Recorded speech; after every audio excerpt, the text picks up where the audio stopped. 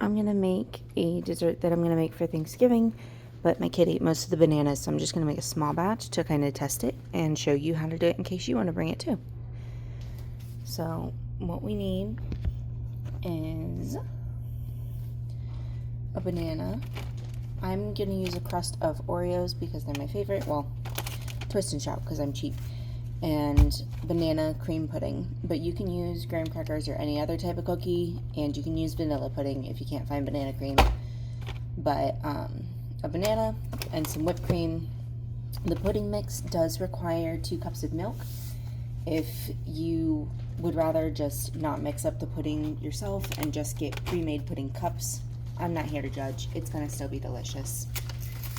So the first thing that we want to do is open up the pudding mix, and when you look at the box, it'll tell you how to make it. This one is ready to go. It doesn't need to chill, so I can get my stuff ready all at once. And I'm going to need my mixing bowl. Let me move you to the cabinet. There we go. I'll put you in the cabinet. You can get a good aerial view. So I've got myself my mixing bowl. I need to use 2 cups of milk, so I need to make sure that there is enough room for all my ingredients and room to mix them around inside my bowl. I'm just going to go ahead and open up my packet. And then I'm using 1% milk. It just says cold milk. It doesn't matter. When you're measuring the liquid, you need to keep it flat. And you want it to be right there at the line. I am going to pour it slow and kind of mix so that I can avoid clumps as well as I can.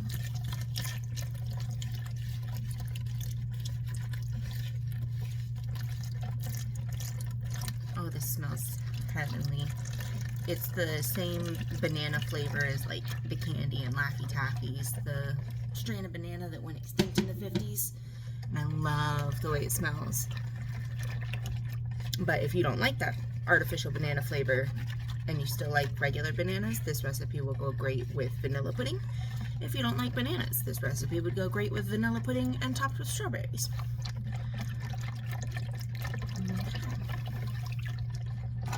And the box says to add to the mix and beat well, and then pour it once. It will be soft set and ready to eat in 5 minutes.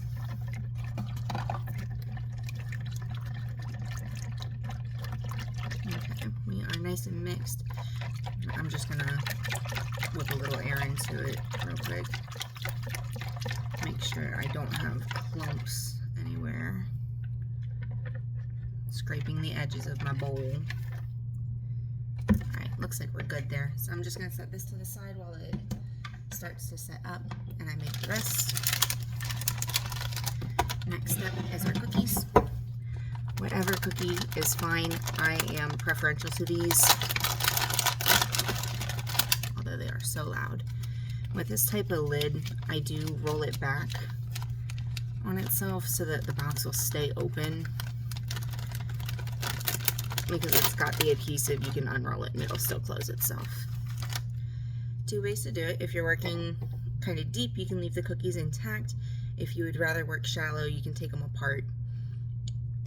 I'm going to work deep with this because I'm not going to make multiple layers of every flavor. Just going to do it the once. Alright. Coated my bottom with Oreos. I am going to crush a couple just to fill in some of these gaps so that every single bite has cookie base. When I pour the pudding in, if you give it time before eating, the pudding will absorb into the cookies and make it soft, which is my personal favorite way for this to go.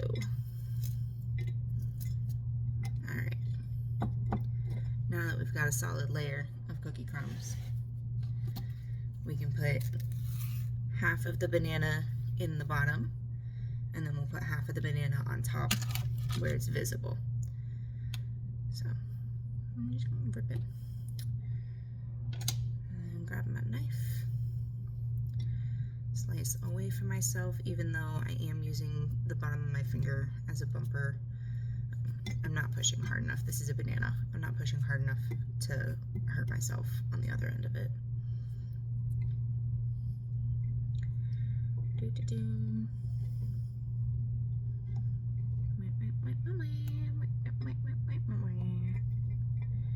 Alright, nice layer of banana flavor.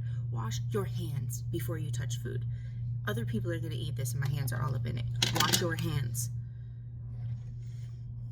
And you can see the pudding has already thickened up because it's that instant mix. So I'm just going to go ahead and shake this down. Try to get a nice even coating.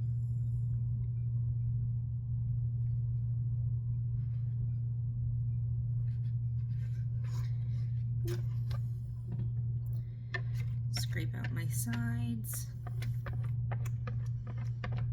And if you really want to get all of it, instead of using the whisk, you should use a rubber spatula or a rubber turner, something silicone. In high school, they told us it was a turner, and I'm like, I don't work in a professional kitchen, so if I'm asking someone in my family to help me in the kitchen, they're not going to know that that's what that's called. And then you just kind of swirl it around lightly. If you push too deep, you'll mix up the layers, so just lightly scooch it so that it's all everywhere. Put the banana off to the side here. Open the whipped cream, which I probably should have opened previously. Goodness gracious. It's not supposed to be rocket science. There we go. It's just a dessert. It's just an easy, no-bake dessert. Alright. I got the tub of frozen whipped cream because I personally like it a little bit better, but you could also spray whipped cream and it would be fine. If you do not keep the dish cold, spray whipped cream will flatten faster than the frozen and thawed, just because there's more air pockets in it. It's more aerated in the can. That's the only difference.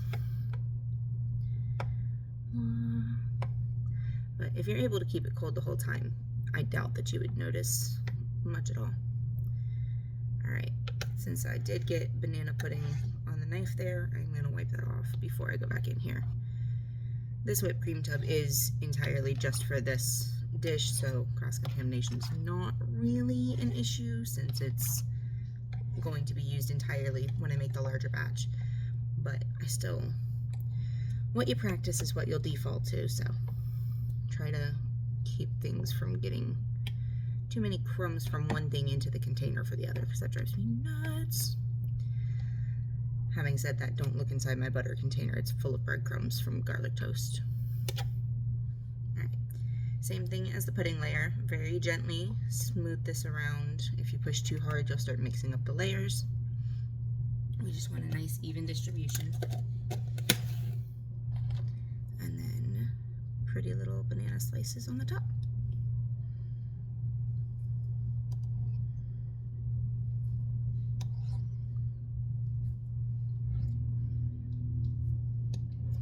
You could crush up some Oreo for a cookie crumble crust.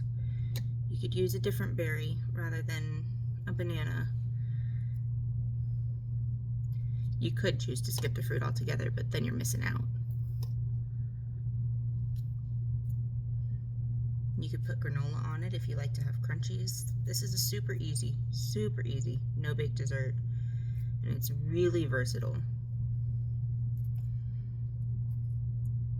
My mom is gluten-free, and so when I go to her house, I'll be making a different dessert, but ultimately, as long as your pudding mix is gluten-free, which this one is, and you buy the gluten-free cookie crust, you could still make the same dessert for her. But I have a oatmeal, banana, fruit, and Nutella little tiny muffin pan dessert that we absolutely annihilate here, that I'll be making for her house, so that my siblings aren't eating the same dessert at both houses. That way we get a little variety.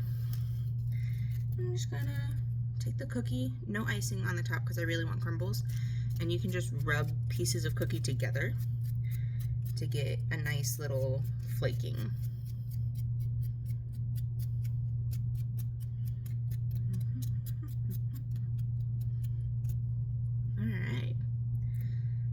looks so good. I cannot wait to eat this. But like I said, I prefer when the cookies in the bottom get soft from soaking up some of the pudding. So I'm gonna let it sit first. But